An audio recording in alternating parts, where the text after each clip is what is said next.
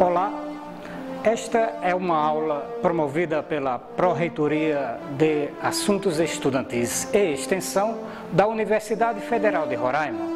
É uma atividade da ação de extensão do Departamento de Solos e Engenharia Agrícola, produção de videoaulas de disciplinas em Ciências do Solo, como reforço das aulas presenciais.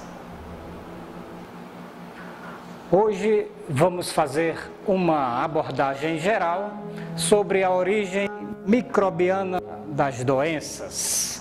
Este é um assunto-chave na história da microbiologia, pois, a partir do estudo da origem das doenças que acometem seres humanos, animais e plantas, é possível abordar diversos processos, personagens e invenções que contribuíram para a evolução e consolidação da microbiologia agrícola como ciência. Na Grécia Antiga, as doenças que assolavam populações, vitimavam animais e dizimavam plantações eram vistas como caprichos dos deuses que castigavam os mortais pelos seus excessos e pecados. Alguns filósofos e estudiosos do mundo natural, como Platão, Aristóteles e Teofrastos, achavam que as doenças, assim como todos os seres vivos, surgiam naturalmente ao acaso, estabelecendo-se assim a teoria da geração espontânea da vida, que dominou o pensamento tanto no senso comum quanto nas academias até meados do século XIX. Desta forma, até a realização de estudos sólidos e consistentes no século XIX, o que predominava na Europa e na Ásia eram os parcos conhecimentos deixados pelos gregos e outros povos, ou seja, uma total ignorância que contribuiu para a ocorrência de terríveis epidemias, injustiças contra pessoas e grupos étnicos e até mudanças geopolíticas no planeta, como nós vamos ver na sequência. Lembremos do famoso surto de peste negra que assolou a Europa no século XIV, mais precisamente entre os anos de 1348 e 1351, matando entre 25 e 75 milhões de pessoas, de acordo com as estimativas dos estudiosos da época medieval. Isto representa aproximadamente 1/3 da população da Europa naquela época. Pois bem, hoje sabemos que esta doença é causada pela bactéria Yersinia pestis, que tem esse nome, Yersinia, em homenagem ao seu descobridor, que foi o microbiologista russo Alexandre Yersin, que essa descoberta foi feita em 1894. Na época da pandemia, contudo, muitas pessoas que tentaram encontrar uma solução para o problema foram acusadas de bruxaria e de estarem invocando os demônios, sendo queimadas nas fogueiras da Inquisição. Há relatos também de que os judeus foram acusados de causarem a doença, envenenando a água consumida pela população. Aqui vemos alguns detalhes, alguns desenhos de doentes daquela época, a vestimenta que os médicos da época usavam, né, para evitar de serem contaminados, e alguns sintomas e o horror que a peste causava nas pessoas. Para mais detalhes sobre a história desta pandemia, recomendo a excelente matéria do Dr. Drauzio Varela, publicada na Folha de São Paulo, em 19 de outubro de 2013. A primeira menção a respeito da origem das doenças foi feita no século XVI, pelo médico italiano Fracastoro de Verona. Em 1546, ele afirmou que as doenças infecciosas eram causadas por minúsculas partículas, as quais ele chamou de esporos, que contaminavam as pessoas por contato direto, indireto ou mesmo a longas distâncias. É preciso deixar bem claro que o que ele chamou de esporos eram substâncias químicas, partículas químicas e não entidades vivas.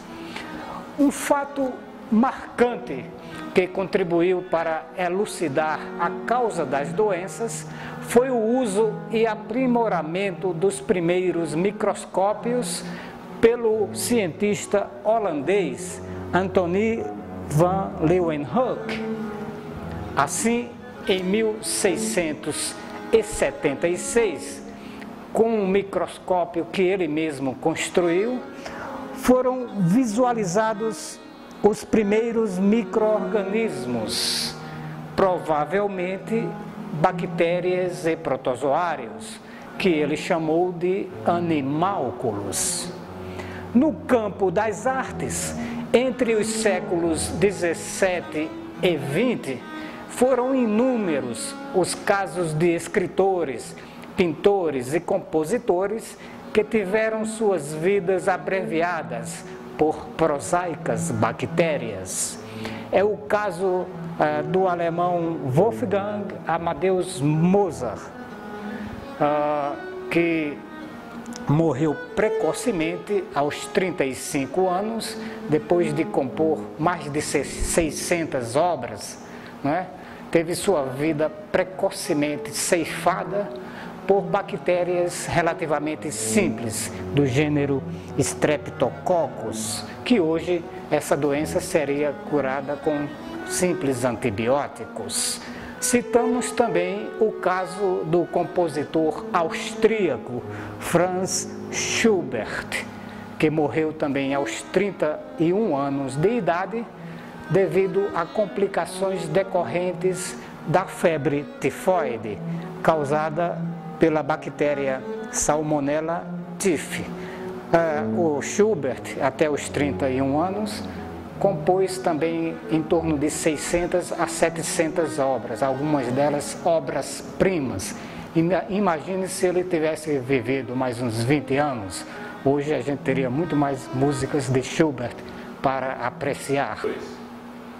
Na área agrícola, merece menção o grande surto de requeima da batata na Europa que ocorreu no século XIX, principalmente na Irlanda, uma doença que dizimou as plantações de batata entre os anos de 1845 e 1849.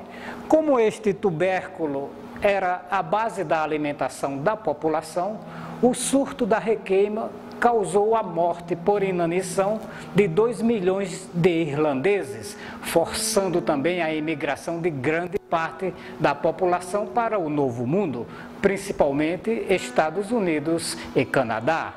O estudo desta doença pelo fitopatologista alemão Anton de Berry levou à descoberta do fungo Phytophthora infestans como sendo o causador da doença. Este fato, inclusive, é considerado a primeira comprovação da origem microbiana das doenças. A comprovação definitiva da relação entre as doenças e os micro-organismos veio somente no final do século XIX, com os trabalhos de dois grandes cientistas, o francês Louis Pasteur e o alemão Robert Koch. Em 1860, num experimento genial, utilizando balões com gargalos encurvados na forma de pescoço de cisne, Pasteur demoliu definitivamente a teoria da geração espontânea, demonstrando a presença de micro-organismos no ar. Após o experimento, ele afirmou: "Omne vivum ex vivum", uma expressão em latim que significa toda vida vem da vida. Em estudos posteriores, ele comprovou que os micro-organismos são responsáveis por processos naturais, como a decomposição de alimentos, a fermentação de açúcares e o surgimento de doenças em várias plantas e animais, criando inclusive vacinas com micro-organismos atenuados. No caso do Robert Koch, a contribuição deste cientista para elucidar ou comprovar a relação entre o surgimento das doenças e a atuação dos micro-organismos também foi muito significativa. Em 1880, uma epidemia de antrax estava matando animais de criação na zona rural da Alemanha. O antrax também é chamado de carbúnculo hemático. O Robert Koch foi convidado para estudar e solucionar este problema. Então, ele coletou amostras de animais contaminados, né? Cultivou essas amostras em placas de Petri e depois inoculou as bactérias crescidas neste meio de cultura em animais, em cobaias de laboratório,